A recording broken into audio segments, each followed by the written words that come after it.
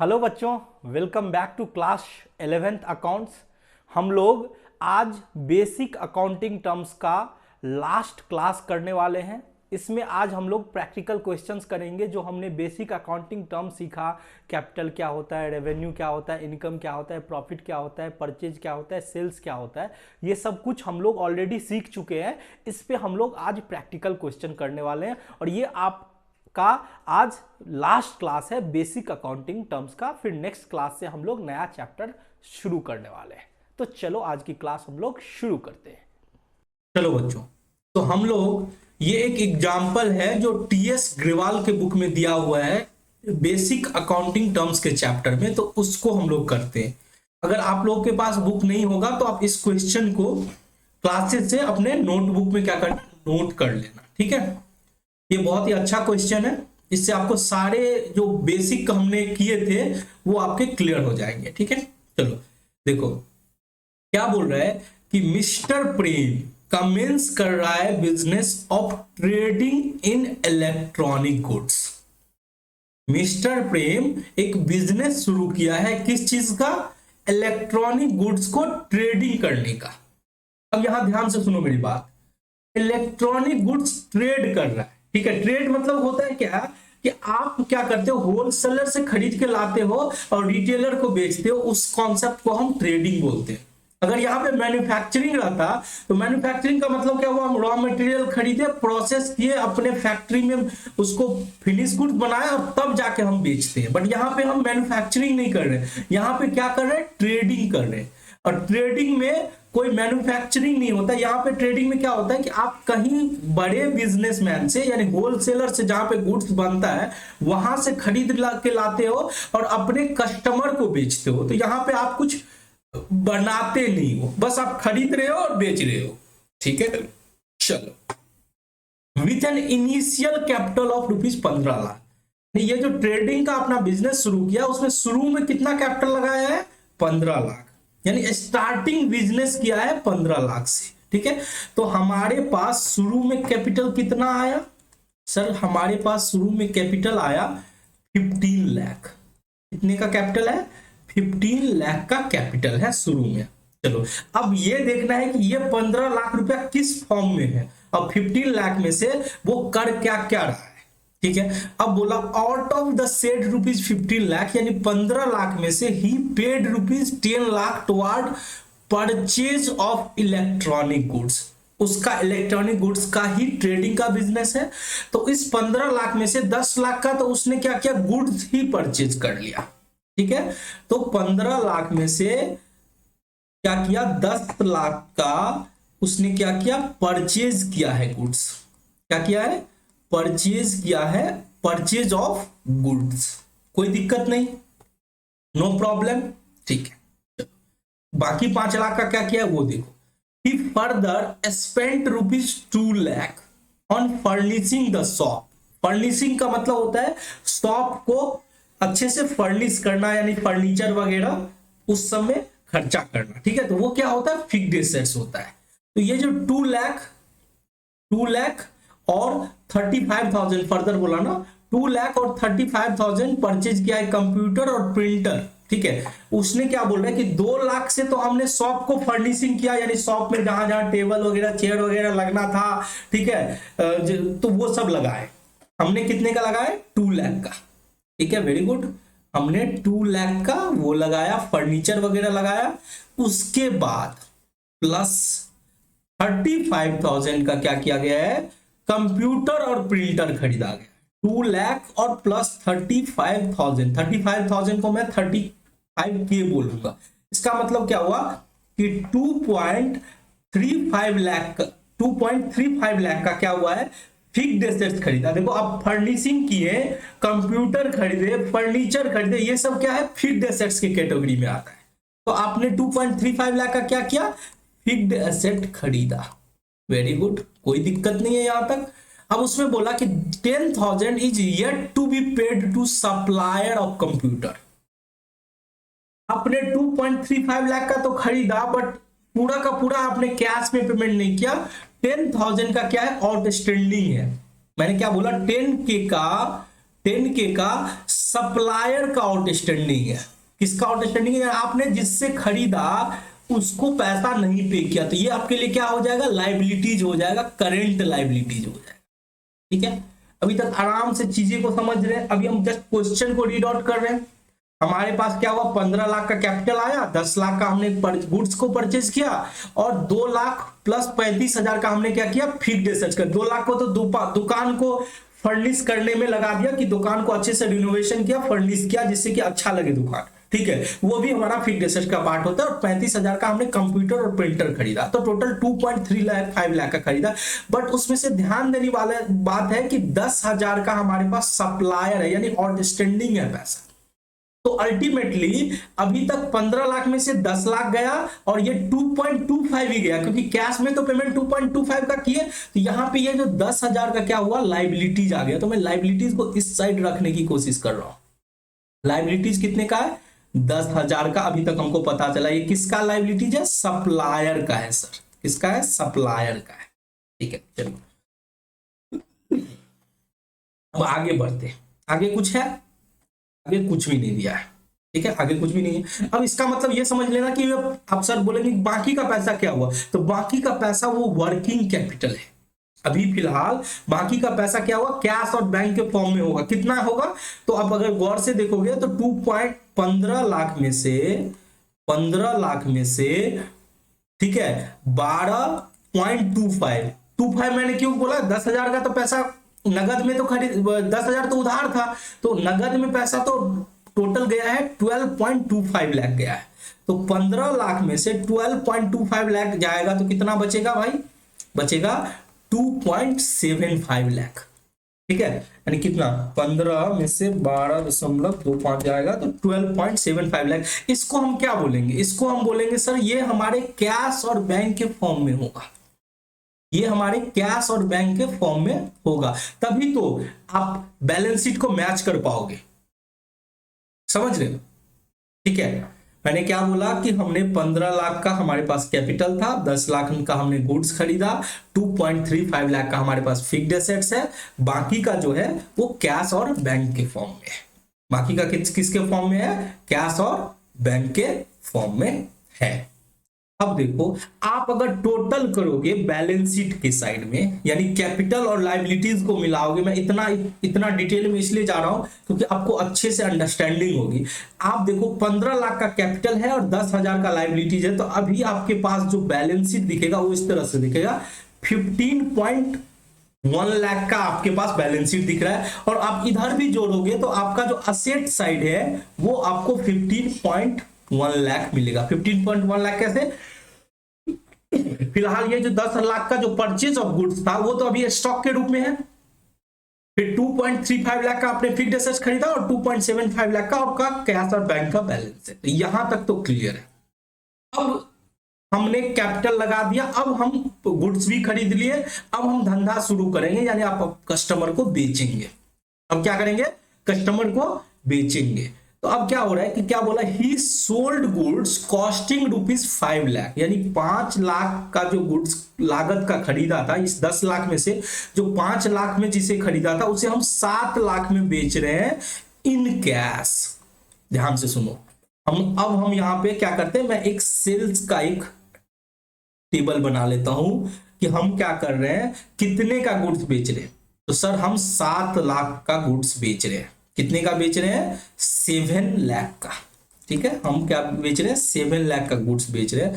और उस गुड्स का खरीदने में कितना कॉस्ट लगा था, यानी परचेज कॉस्ट कितना था? इस गुड्स का कॉस्ट कितना था? तो सर इस गुड्स का कॉस्ट था, हमने 5 लाख में खरीदा था। ही sold goods costing ₹5 lakh for ₹7 lakh in cash, यानी 5 लाख की लागत का गुड्स हमने 7 लाख में बेच दिया। 7 लाख में क्या किया? बेच दिया। अब 7 लाख में बेचा तो इसका फॉर्म क्या है? ये कैश सेल्स है। इसको हम कौन सा सेल बोलेंगे? ये कैश सेल है। वेरी गुड, आगे देखो, फिर बोला goods costing ₹2,50,000 for ₹3,10,000 on credit. फिर क्या किया है कि वो 2,50,000 के लागत का गुड्स को 3,10,000 में बेच रहा है उधार, यानी कि ये जो बेच रहा है कितने में बेच रहा है, 3,10,000 में बेच रहा है, 3,10,000 में बेच रहा है। बट ये जो 3,10,000 में बेचा है वो बेचा है क्रेडिट पे। किस पे बेचा है, क्रेडिट पे। और इसको बनाने की लागत कितनी थी, तो सर इसकी बनाने की लागत थी 2.5 लाख, बनाने की लागत थी 2.5 लाख। ठीक है, चलो कोई दिक्कत नहीं। फिर बोला गुड सोल्ड ऑन क्रेडिट, ये जो उधार बेचा है, ठीक है, for ₹25,000 were return being defective. अब कस्टमर को आपने 3,10,000 का क्रेडिट सेल किया और उसमें से 25,000 कस्टमर को लगा कि ये जो है ना, ये गुड्स जो है 25,000 का ये डिफेक्टिव है, इसीलिए वो वापस कर दिया। यानी सेल्स रिटर्न की मैं बात कर रहा हूं। किसकी बात कर रहा हूं, सेल्स रिटर्न कितने का किया है, 25,000 का किया है। इससे सेल्स घट जाएगा। ठीक है, और उस 25,000 का क्या हुआ, दिस गुड्स कॉस्टिंग ₹20,000। ये जो 25,000 का डिफेक्टिव था उसको खरीदने का खर्चा था 20,000। ये बोला जा रहा है कि ये 20,000 हमने क्या किया, रिटर्न कर दिया सप्लायर को। ये क्या कर दिया, रिटर्न कर दिया सप्लायर को, सप्लायर को हमने वापस कर दिया। तो ये अल्टीमेटली क्या है, परचेज रिटर्न। इसको हम क्या बोलेंगे, परचेज रिटर्न। ठीक है, चलो यहां तक क्लियर हो गया। अगर हम परचेज की बात कर ली कि अभी तक हमने परचेज कितना किया था, तो अभी तक तो हमको मेरे सामने में जो परचेज मिला था वो केवल 10 लाख का मिला था। शुरुआत में जो हमने 10 लाख का परचेज किया उसी में से हम अभी सेल कर रहे। तो हमारे पास जो 10 लाख का परचेज था इसमें से हम 20,000 के परचेज को हमने सप्लायर को वापस कर दिया। क्योंकि मैंने बोला कि देखो हमको कस्टमर से वापस आ गया, क्योंकि कस्टमर क्या बोल रहा है कि 25,000 were return being defective, defective है इसीलिए हम तुमको वापस कर दे। तो हम भी इस गुड्स को जिसका लागत 20,000 था हम अपने सप्लायर को वापस कर दिए। ठीक है, तो हमारे लिए तो सेल्स रिटर्न हो गया। ठीक है, अब वो जो 25,000 का वापस आया मेरे पास कस्टमर से, हम उस 25,000 के जो खरीदे थे वो 20,000 में खरीदे थे, तो हम 20,000 का गुड्स हम जिससे हम खरीदे थे हम उसको वापस कर दिए थे। यानी 10 लाख का गुड्स हम खरीदे थे और अभी हम 20,000 का गुड्स हम वापस करने जा रहे हैं। ये 20,000 क्या है, परचेज रिटर्न है। इसको हम क्या बोलेंगे, परचेज रिटर्न। वेरी गुड, यहां तक क्लियर हो गया। चलो अब आगे क्या है, देखो आगे बोला लुकिंग इनटू द रिस्पॉन्स, मतलब कस्टमर का इस तरह से रिस्पॉन्स देखा, he decided to trade in home appliance also। यानी पहले वो इलेक्ट्रॉनिक गुड्स का काम कर रहा था, इलेक्ट्रॉनिक्स गुड्स समझते हो ना, वायर बिजली का जितना भी काम था, अब वो होम अप्लायंस में आ गया, जैसे टीवी रेफ्रिजरेटर वो सब भी करने लगा। ठीक है, वेरी गुड, बहुत अच्छा अपने बिजनेस को एक्सपेंड कर रहा है। तो वो बोला कि looking into the response he decided to trade in home appliance and further invested 5 lakh. यानी कैपिटल में ये फिर से 5 लाख एडिशनल कैपिटल लेके आया। 5 लाख क्या लाया, इसको बोलते हैं एडिशनल कैपिटल। इसको क्या बोलते हैं, एडिशनल कैपिटल लेके लाया 5 लाख। ठीक है, 5 लाख क्या किया, एडिशनल कैपिटल लेके आया। ठीक है, अब देखो मैं ये जो अभी लिखा रहा हूं ये समझाने के लिए लिखा रहा हूं, आप नोट करना चाहो करो, नहीं तो नहीं कर सकते हो। हम लोग डायरेक्ट क्वेश्चन अभी समझने की कोशिश करो कि कैसे कैपिटल कितना हुआ, कैसे क्या बढ़ रहा है। तो 15 लाख पहले से था, फिर से इसने 5 लाख का एडिशनल कैपिटल लगाया। वेरी गुड, आगे देखो क्या बोला, आगे बोला he purchased electronic goods and home appliance for ₹8 lakh. फिर ये 8 लाख का होम अप्लायंस खरीदा, यानी यहां पे फिर से 8 लाख का होम अप्लायंस खरीदा। ठीक है, यहां पे जो खरीदा था वो इलेक्ट्रॉनिक गुड्स था। ठीक है, इससे अपने को कोई मतलब नहीं है। अब टोटल परचेज देखो, अब यहां पे ये होम अप्लायंस जो है वो खरीदा है 8 लाख का। ठीक है, बहुत अच्छा। अब बोल रहा है कि हाँ, he purchased electronic home appliance of 8 lakh out of which purchase of 2 lakh were on credit। अब ये 8 लाख में से 2 लाख जो था वो क्रेडिट पे ले लिया। अब अच्छा जान पहचान हो गया उसको, तो वो सोचा कि 8 लाख में से 6 लाख कैश पेमेंट कर देता हूं, बाकी क्या करता हूं, क्रेडिट पे ले लेता हूं। तो यहां पे आप गौर से देखोगे तो अब क्या होगा, आपका बैलेंस शीट क्या हो जाएगा, चेंज हो जाएगा। यानी 15.1 लाख नहीं रहेगा, अब क्या हो जाएगा कि 2 लाख का उसने उधार खरीदा, तो इसके वजह से लायबिलिटीज भी बढ़ गया 2 लाख। यानी ये क्या, इसको बोलेंगे क्रेडिटर। ठीक है, इसको क्या बोलेंगे। अब वहां पे जो मैं 10,000 जो हमने एक प्रिंटर खरीदा था उसका उधारी था, उसको हम क्रेडिटर नहीं बोल पाएंगे। क्यों नहीं बोलेंगे? तो क्रेडिटर का डिफिनीशन क्या है कि जब आप गुड्स उधार खरीदते हो, ठीक है, तो वो क्रेडिटर बनता है। अब फिक्स्ड एसेट्स उधारी खरीदोगे तो वो हमारा क्रेडिटर नहीं है, लाइबिलिटीज तो है, फ्यूचर में पे करना है तो लाइबिलिटीज तो है, बट वो मेरा क्रेडिटर नहीं कहलाएगा। क्रेडिटर केवल यही 2 लाख कहलाएगा।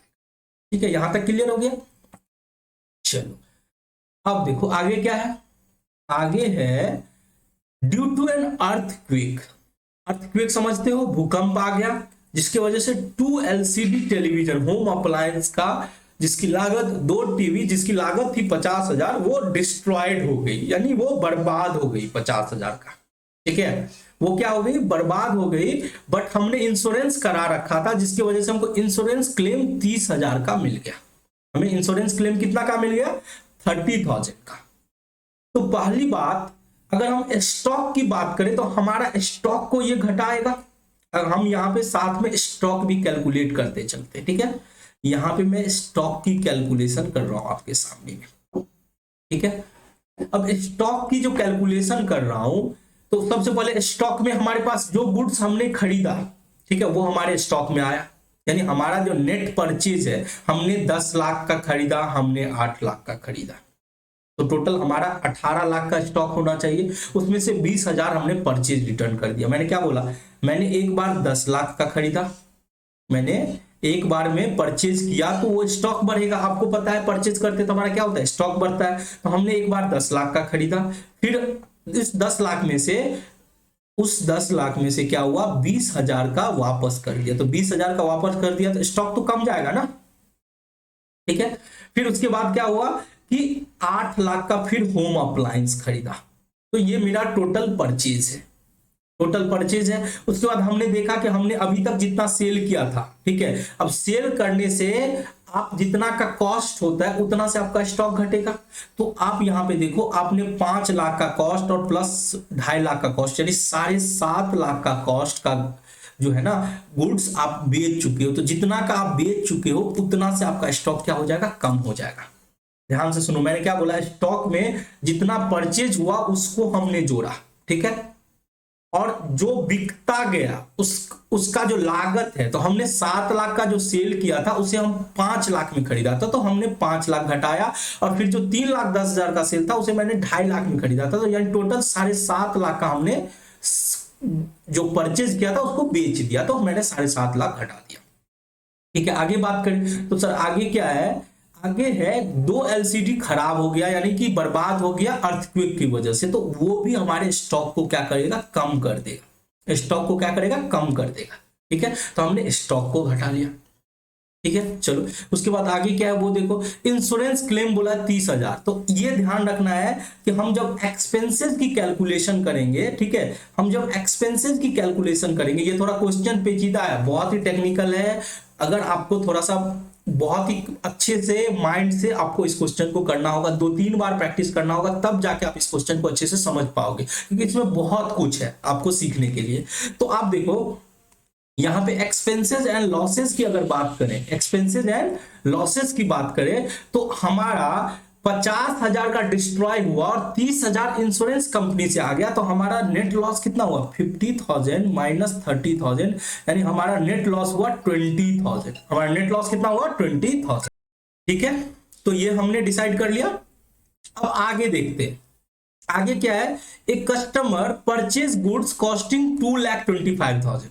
परचेज फिर यहां पे बोल रहा है कि 2,25,000 का, 2,25,000 के लागत का गुड्स को हम बेच रहे हैं 3 लाख में, but was allowed discount of ₹15,000। अब उसको जब हम उसको बेचे तो हमने उसे 15,000 का डिस्काउंट दिया। ठीक है, अब ये कौन सा डिस्काउंट है, ठीक है, वैसे जनरली यहां पे लिखा होना चाहिए ट्रेड डिस्काउंट, तो हम इसे ट्रेड डिस्काउंट, अगर हम सारे कस्टमर को देते हैं तो उस तरह के डिस्काउंट को हम ट्रेड डिस्काउंट बोलेंगे। तो हमारा जो सेल होगा वो 3 लाख नहीं होकर 3 सेल को क्या करेंगे, नेट सेल में दिखाएंगे, यानी ट्रेड डिस्काउंट को लेस करके दिखाएंगे, यानी 3 लाख में से 15,000 क्या करेंगे, घटा देंगे, यानी 2,85,000 का सेल दिखाएंगे। कितने का दिखाएंगे सेल, 2,85,000। उसके बाद बोला he was further allowed discount of 5,000 for payment with in agreed time. देखो मैंने दो डिस्काउंट बात किया था, पढ़ाया था आपको कि एक होता है ट्रेड डिस्काउंट जो सेल करते समय दिया जाता है, एक होता है कि अगर टाइम पे पेमेंट करोगे तो हम तुमको कैश डिस्काउंट देंगे। कैश डिस्काउंट हमारे लिए, यानी हम सेल कर रहे हैं तो हमारे लिए खर्चा होता है, तो हमको 5,000 का बोला कैश डिस्काउंट हम दे रहे हैं। क्यों? क्योंकि वो विद इन टाइम पे कर रहा है। तो 5,000 का हमने एक खर्चा साइड में दिखा दिया, 5,000 का क्या दिखा दिया हमने, एक्सपेंसेस दिखा दिया। मैं थोड़ा इसको ऊपर कर लेता हूं, ठीक है। चलो यहां तक क्लियर हो गया। आगे क्या है देखो, आगे है ही पेड सैलरी श्याम टू 55,000। एक श्याम नाम का स्टाफ था, उसको 55,000 का सैलरी दिया, और ये वर्ड मिसिंग था, मैंने इसीलिए ऐड किया। He paid salary to Shyam 55,000 and 5,000 were yet to be paid. यानी 5,000 का उसका अभी भी पे करना है, यानी उसको सैलरी तो देना था 60,000, 55,000 पे कर दिया, 5,000 आउटस्टैंडिंग है। तो खर्चा जो होगा वो आपका 60,000 हो जाएगा सैलरी का। 60,000 क्या हो जाएगा, सैलरी का, ठीक है। और ये क्या था, डिस्काउंट था, ये क्या था, डिस्काउंट, ठीक है। चलो लेकिन 60,000 में से 55 पे किया, तो 5,000 का जो है आउटस्टैंडिंग सैलरी, ये आपका लाइबिलिटीज साइड में रहेगा। आउटस्टैंडिंग सैलरी कितने, 5,000 का। चलो आगे क्या है, आगे है he insured the goods and paid insurance premium 10,000। एक इंश्योरेंस कराया और 10,000 का इंश्योरेंस प्रीमियम किया। Out of this ₹5,000 for next year, यानी 10,000 में से 5,000 तो अगले साल के लिए था। इस साल का कितना खर्चा था, 5,000 ही है इंश्योरेंस प्रीमियम का खर्चा। इंश्योरेंस प्रीमियम का खर्चा, इंश्योरेंस प्रीमियम का कितना खर्चा है, 5,000। सर बाकी 5,000 जो एक्स्ट्रा पे कर दिया नेक्स्ट ईयर के लिए, वो हमारा असेट के फॉर्म में आ जाएगा, वो हमारा प्रीपेड इंश्योरेंस कहलाएगा। वो हमारा क्या कहलाएगा, प्रीपेड इंश्योरेंस 5,000। और सर स्टॉक का भी बात कर लो कि आपने बोला था कि 285 का सेल किए, उसका लागत 2,25,000 था, तो ये भी स्टॉक में से घट जाएगा, 2,25,000। वेरी गुड, ये भी स्टॉक में से घट जाएगा। तो टोटल जो आएगा वही हमारा स्टॉक आएगा। ये जो टोटल करोगे ये बेटा नेट सेल आएगा, ये हमारा कॉस्ट आएगा, और ये हमारा नेट परचेज आएगा। ये हमारा क्या आएगा, नेट परचेज। और एक्सपेंसेस में क्या होगा, नेट परचेज में से हम क्या करेंगे, स्टॉक को घटाएंगे, तो वो हमारा एक्सपेंसेस हो जाएगा। हम एक एक करके हम उस हर एक क्वेश्चन को डिस्कस करेंगे अब, ठीक है। सबसे पहला क्वेश्चन आपका क्या है, you are required to answer the following question on the basis of above. ठीक है, मैं इसको थोड़ा स्क्रीन को थोड़ा बड़ा कर देता हूं जिससे कि आपको अच्छे से दिखेगा। ठीक है, अब मेरे को केवल क्वेश्चंस पे फोकस करना है। ठीक है, सबसे पहला, what are the amount of capital, कितना कैपिटल अमाउंट इन्वेस्ट किया है बिजनेस में प्रेम के द्वारा, कितना कैपिटल।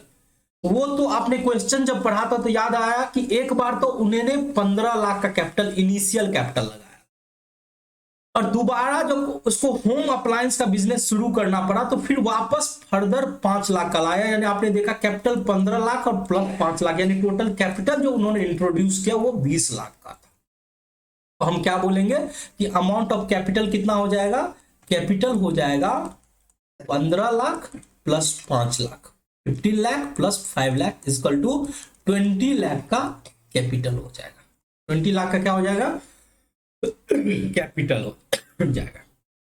चलो अगला क्या है, what is the amount invested bye mister Prem in fixed asset. Fixed assets में कितने का खरीदा था, तो शुरुआत में ही फिक्स्ड एसेट्स में लगाया था। एक तो 2 लाख का लगाया था, मुझे जहां तक याद आ रहा है कि 2 लाख का उसने शॉप को फर्निश किया था, और 35,000 का उसने कंप्यूटर एंड प्रिंटर खरीदा था। उसके अलावा उसने कोई फिक्स्ड एसेट्स नहीं खरीदा। ठीक है, तो मैंने क्या बोला कि फिक्स्ड एसेट्स जो होगा वो क्या होगा, फिक्स्ड एसेट्स क्या होगा, फिक्स्ड एसेट्स होगा सर 2 लाख का उसने फर्निशिंग किया, अपने दुकान को अच्छे से रिनोवेट किया, और 35,000 का उसने क्या किया, कंप्यूटर एंड प्रिंटर खरीदा। तो टोटल जो फिक्स्ड एसेट्स होगा वो होगा 2,35,000। कितने का, 2,35,000। What is the amount of total purchase, कितने का उसने परचेज किया। तो देखो बाबू, परचेज उसने कितने का किया था, शुरुआत में सर उसने 10 लाख का परचेज किया था, और फिर जब होम अप्लायंस शुरू किया तो उसने कितने का खरीदा था, 8 लाख का। सही, होम अप्लायंस जब ट्रेड करना शुरू किया था तो उसने परचेज किया था 8 लाख का। आप यहां भी देख सकते हो, मैंने आपको परचेज निकाल के दिया था कि 10 लाख का उसने इलेक्ट्रॉनिक्स खरीदा और 8 लाख का होम अप्लायंस। बट 20,000 का डिफेक्टिव होने के कारण उसे सप्लायर को वापस करना पड़ गया। नेट परचेज कितना होगा? आप अगर नेट परचेज की बात करें तो परचेज आपका हो जाएगा कितने का? तो sir 10 lakh minus 20,000 plus 8 lakh, तो कितना हो जाएगा? 17,80,000। इस क्वेश्चन को 2-3 बार प्रैक्टिस करना जब तक तुम्हारा कॉन्सेप्ट पूरा अच्छे से क्लियर ना हो जाए। बहुत ही अच्छा क्वेश्चन था, इसीलिए मैं जनरली एसके सिंह के बुक से कराता हूं, बट वो क्वेश्चन अवेलेबल नहीं था, तो इसीलिए मैंने आपको टीएस अग्रवाल के क्वेश्चन, मैं सारा बुक जो भी आपके लिए अच्छा रहेगा वो मैं कराऊंगा। चलो अब बात कर लेते हैं long term liabilities. Long term liabilities क्या होता है? लंबे समय के लिए अगर आप कहीं से बैंक वगैरह से कहीं से भी आप लोन लेते हो, ऐसा आपको कहीं पे मिला कि इसने जो अपना बिजनेस शुरू किया तो उसमें कहीं से लोन लिया? नहीं सर, लोन तो लंबे समय के लिए कहीं से भी लोन नहीं लिया, तो amount of long term liabilities क्या होगा? नील होगा सर। लॉन्ग टर्म लायबिलिटीज का अमाउंट क्या होगा? नील होगा। चलो अब बोल रहे हैं करंट लायबिलिटीज कितना होगा? तो सर करंट लायबिलिटीज तो हमने निकाला था। करंट लायबिलिटीज में एक तो होगा सर सैलरी, 60,000 का सैलरी में से 5,000 ही दिया तो वो एक आउटस्टैंडिंग सैलरी 5,000 का होगा। और दूसरा कंप्यूटर प्रिंटर खरीदा था तो 10,000 का उधार ही रखा था, एक वो हो गया। और दूसरा क्या हुआ? क्रेडिटर से 2 लाख लिया। क्रेडिटर से कितने का लिया? 2 लाख का उधार था, ठीक है। बट यहां पे एक चीज ध्यान देना, यहां पे एक चीज गलती हो सकता है कि 2 लाख का उधार था बट 20,000 तो हमने वापस कर दिया ना।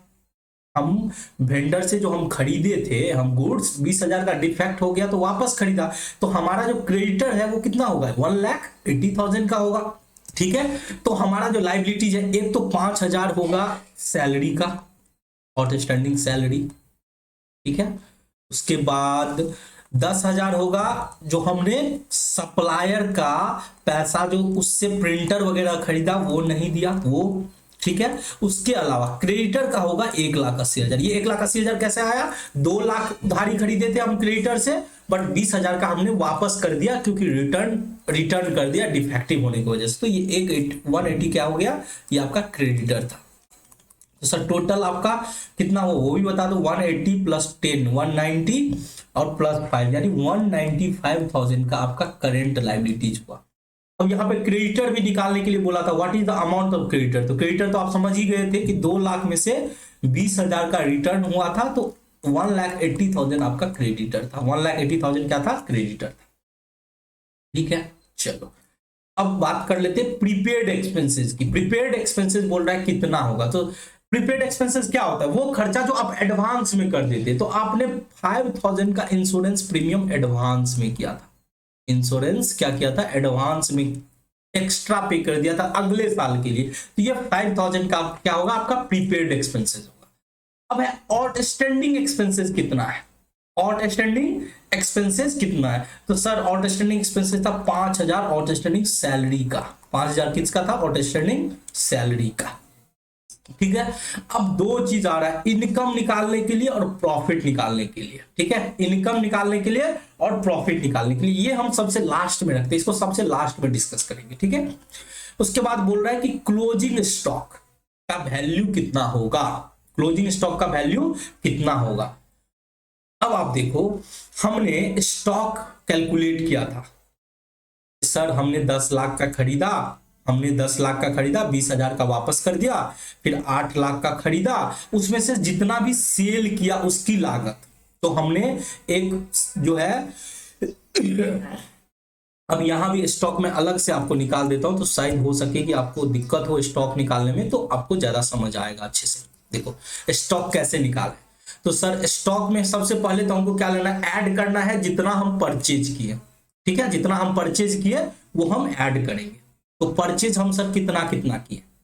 तो सर एक बार तो हमने 10 लाख का परचेज किया, ठीक है, उसमें से 20,000 हमने रिटर्न कर दिया, तो 20,000 मैं परचेज रिटर्न को लेस कर दूंगा, ठीक है। फिर फर्दर परचेज हमने किया था इसका होम अप्लायंस का, वो सर 8 लाख का खरीदा था, यानी कुल नेट परचेज जो हमारा था वो था 10 8 यानी 17,20,000, सॉरी 17,80,000, 17,80,000, ये हमारा नेट परचेज था। अब आप बताओ स्टॉक का मतलब क्या, कि आप जितना खरीदते हो उसमें से जितना बेच देते हो और जो बच जाता है वो आपका स्टॉक हो जाता है, वही होता है ना जी। तो अब आप ये देखो कि नेट परचेज में से आपने कितना सेल कर दिया, ने कितना सेल कर दिया। अब सेल प्राइस मत घटा देना, सेल प्राइस में तो प्रॉफिट भी जुड़ा हुआ रहता है। आपको घटाना है कि आप सेल जो किए थे उसकी लागत कितनी थी, सेल जो किए थे उसकी लागत कितनी थी। तो अब यहां पे देखो, आई होप आप इस क्वेश्चन को नोट कर लिए होंगे तो आपको मिल जाएगा, ठीक है। एक तो बेचा, ही sold goods costing 5 lakh of rupees 7 lakh, यानी 7 लाख का माल 5 लाख में बेचा, ठीक है। तो 7 लाख का 5 लाख में बेचा, तो एक बार तो वो 5 लाख का क्या करेगा, 5 लाख का बेचा, तो 5 लाख को जैसे ही बेच दिया तो आपका स्टॉक कम हो गया। फिर दूसरा क्या, दूसरा आगे देखो, उसने क्या किया, 3,10,000 का 2.5 लाख में बेचा, 3,10,000 का 2.5 लाख में बेचा, तो ये 2.5 लाख भी माइनस हो जाएगा। हम केवल कॉस्ट घटा रहे हैं, ठीक है। कॉस्ट जो होता है इसको हम बोलते हैं, इसको जो बोलते हैं cost of goods sold, cost of, इसको मैं मिटा देता हूं, ठीक है। देखो इसको क्या बोलते हैं, ये जो हम घटा रहे हैं इसको बोल रहे हैं cost of goods sold, cost of goods sold. तो हमने क्या किया, परचेज में से, नेट परचेज में से कॉस्ट ऑफ गुड्स सोल्ड, जो हमने बेचा उसकी लागत को घटा रहे। एक बार तो हमने 5 लाख का बेचा, फिर 2.5 लाख का बेचा, और एक और सेल था, ठीक है, इलेक्ट्रॉनिक्स का सेल किया था, 3 लाख का सेल किया, 2,25,000 का लागत था। कितने का लागत था, 2,25,000 का। तो ये था हमारा कॉस्ट ऑफ गुड्स सोल्ड।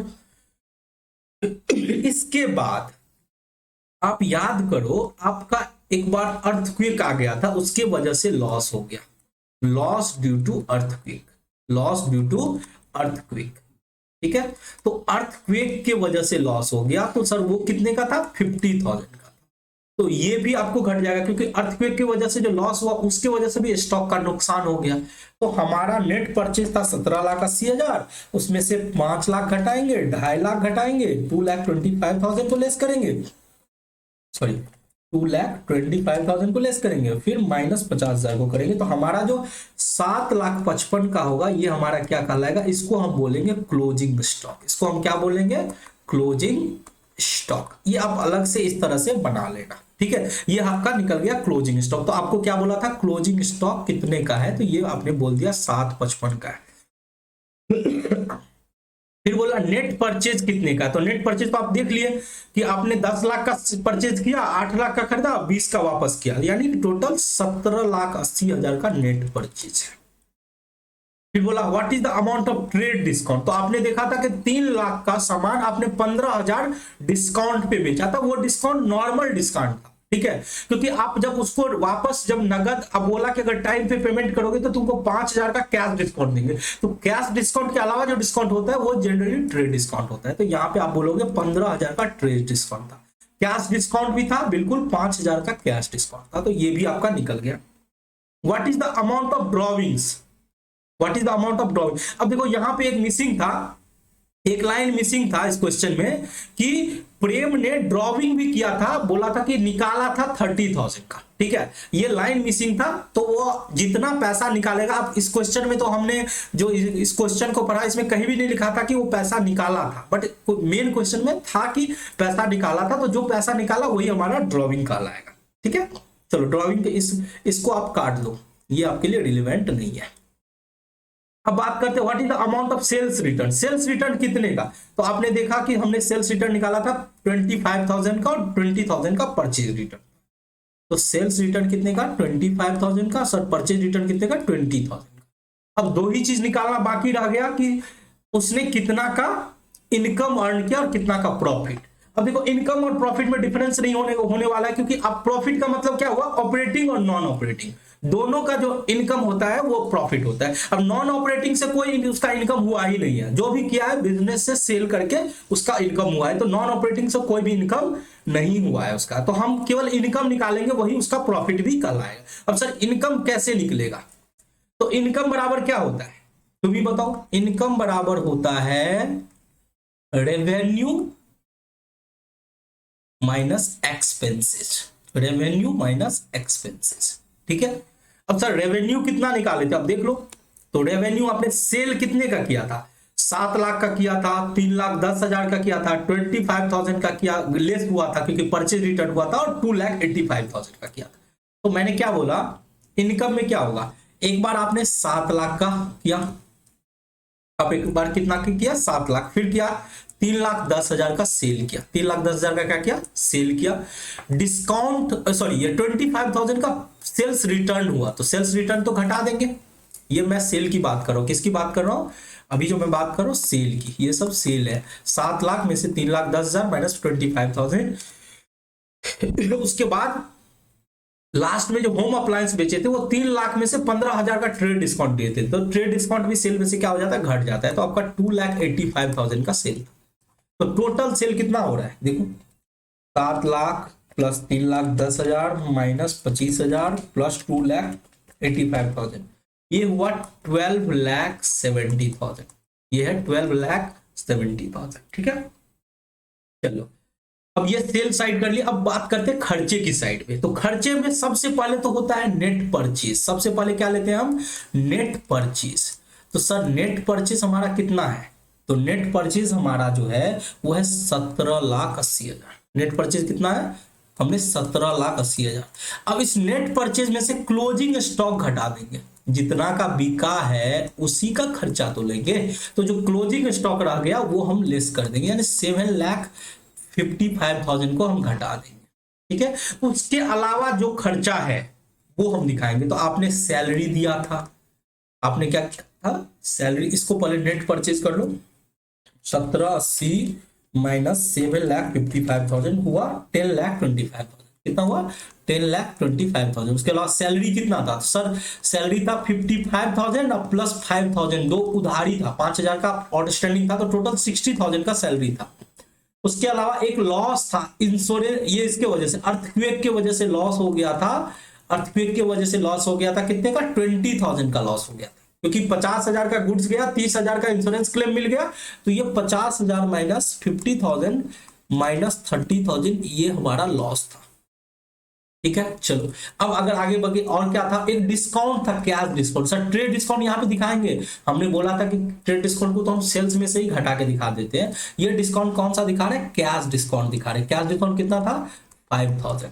इसके अलावा अब देख लो, मैंने यहाँ पे लिखाया था खर्चा में क्या क्या था, 31,000 का लॉस, 5,000 का डिस्काउंट, 60,000 का सैलरी, 5,000 का इंश्योरेंस, तो बस इतना ही था। तो हमने सब कुछ ले लिया, सैलरी ले लिया, लॉस ले लिया, कैश डिस्काउंट ले लिया, इंश्योरेंस का खर्चा, इंश्योरेंस का खर्चा 5,000। ठीक है, इसको टोटल करो, आपको आ जाएगा टोटल 10,25,000 का टोटल नेट परचेज था क्लोजिंग स्टॉक घटाने के बाद, 60,000 का सैलरी, 20,000 का लॉस अर्थक्वेक की वजह से, 5,000 का कैश डिस्काउंट, 5,000 का इंश्योरेंस, टोटल मिला के 11,15,000। कितना हुआ, 11,15,000। अब बताओ आपका इनकम कितना हो जाएगा, इनकम हो जाएगा सर, जो आपका रेवेन्यू है वो 12,70,000 है और खर्चा है 11,15,000, तो वो घटा दो, 12,70,000 माइनस 11,15,000 यानी 1,55,000, ये आपका क्या होगा, इनकम हो जाएगा। सर प्रॉफिट भी हमारा यही होगा, प्रॉफिट भी हमारा क्या होगा, यही रहने वाला है, प्रॉफिट भी चेंज नहीं होगा। ठीक है, तो हमारा जो इनकम है और प्रॉफिट है ये कितना होने वाला है, ये होगा 1,55,000, 1,55,000। एक है कि डेटर कितना है, अब उधारी किसको किसको बेची हो, उधारी तो एक ही देख रहा हूं कि 3,10,000 का हमने क्रेडिट पे बेचा था और 25,000 का सेल्स रिटर्न हो गया था, तो 3,10,000 का हमने उधारी बेचा था और उसमें से 25,000 का रिटर्न हो गया, तो 3,10,000 माइनस 25,000 यही हमारा डेटर होगा 2,85,000। ठीक है, चलिए इस क्वेश्चन को हमने आपको कंप्लीट करा दिया। आई होप आपको समझ में आ गई होगी। हो सकता है कुछ स्टूडेंट को समझ में ना आया हो, एक बार में आप इसको खुद से पढ़ो, ठीक है, कोशिश करो, और कहाँ समझ में नहीं आया वो मुझे जरूर बताना कमेंट्स करके। ये क्वेश्चन थोड़ा टेक्निकल था क्योंकि इसमें बहुत कुछ है, तो हो सकता है आपको फर्स्ट टाइम समझ में नहीं आया, तो दोबारा वीडियो लेक्चर को देखो, और जब तक आप समझते नहीं हो तब तक पीछे मत हटना, और अगर समझने में दिक्कत होता है तो आप मुझसे बात कर लेना। मैं आपको अपना व्हाट्सएप नंबर दे देता हूं, आप मुझे व्हाट्सएप पे मैसेज करना कि सर समझ नहीं आया है, आप मुझसे बात कर लो, तो मैं आपको कॉल करके समझा दूंगा। ठीक है, चलो। खाना खेबे गेम खेली खेलियो खाना परसों में किछ खेलियो नहीं छे, भूख लागले हमरा। ठीक है, ठीक।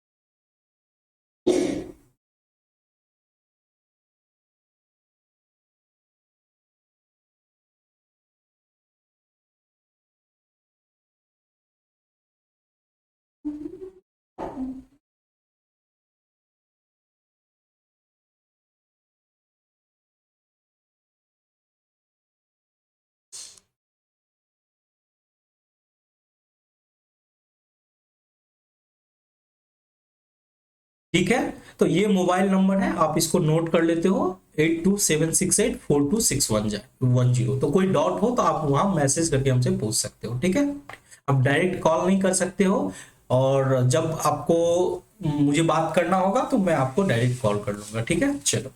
अब एक क्वेश्चन दे रहा हूं, ये क्वेश्चन आपके लिए होमवर्क दे रहा हूं। ठीक है, ये क्वेश्चन भी टीएस अग्रवाल से ही है, तो हो सकता है आपके पास बुक ना हो, तो इस क्वेश्चन को आप नोट कर लेना। ठीक है, ये मैं आपको पीडीएफ में दे दूंगा, पीडीएफ डिस्क्रिप्शन में अटैच कर दूंगा, तो वहां से आप इसको नोट कर लेना। ठीक है, ये क्वेश्चन सिमिलर है, जो हमने इस क्वेश्चन को आज किया है वैसा ही ये क्वेश्चन है, तो ये आपके लिए होमवर्क है, आप खुद से करके देखो। ठीक है, कोई दिक्कत हो तो आप हमसे पूछ लेना। ठीक है, चलो, तो आज के लिए बस इतना ही। ठीक है, फिर मिलते हैं नेक्स्ट चैप्टर में। ठीक है, आज आप लोग का बेसिक अकाउंटिंग टर्म्स खत्म हो गया, टोटल 9 लेक्चर्स कराए। ये मुझे लगता है कि बहुत बड़ी बात है कि मैंने आपको बेसिक अकाउंटिंग टर्म्स को 9 लेक्चर में कंप्लीट कराया। ठीक, क्यों? क्योंकि ये 2-3 क्लास में हो सकता था, बट मैंने इतना डिटेल में कराने का रीजन है क्योंकि आगे चल के आपकी अकाउंटिंग की जो जर्नी होगी वो बहुत आसान हो जाएगी, क्योंकि इसमें हमने वो सारी टर्म जो इंपॉर्टेंट था उसको हमने अच्छे से डिटेल में कवर किया। एसेट क्या होता है, कैपिटल क्या होता है, लायबिलिटीज क्या होता है, डेटर क्या होता है, क्रेडिटर क्या होता है, इनकम क्या होता है, एक्सपेंसेस क्या होता है, रेवेन्यू क्या होता है, प्रॉफिट क्या होता है, हमने सब कुछ सीख लिया। ठीक है, अब जो हम लोग अकाउंटिंग सीखेंगे ना वो ज्यादा इंटरेस्टिंग से हमको अच्छे से समझ में आएगा। ठीक है, तो चलो फिर से मिलते हैं नेक्स्ट क्लास में, तब तक के लिए जय हिंद।